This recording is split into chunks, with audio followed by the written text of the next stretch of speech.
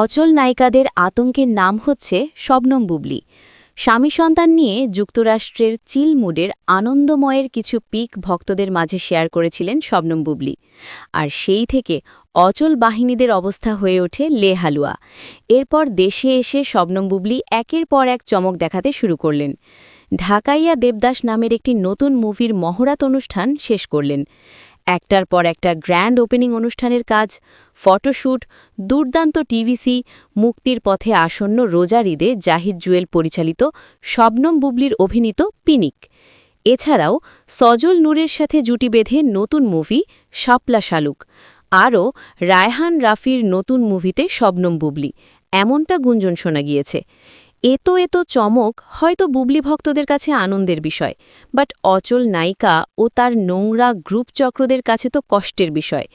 জ্বলে হিংসাত্মক হয়ে নোংরা গুজব ছড়াতে নেমে গিয়েছে। চটি লেখিকা মিলি সুলতানা কে? উনি ফেসবুকে কারো আমলনামা লিখল আর তা সত্যি হয়ে গেল। ওই চটি লেখিকার হচ্ছে ভিউ আর একটু শবনম বুবলীর নাম নিয়ে আলোচনায় আসার ধান্দা। কারণ শবনম বুবলীর নামটি হচ্ছে এখন একটি ব্যান্ড, তাকে নিয়ে আলোচনা সমালোচনা হবে, এটাই স্বাভাবিক।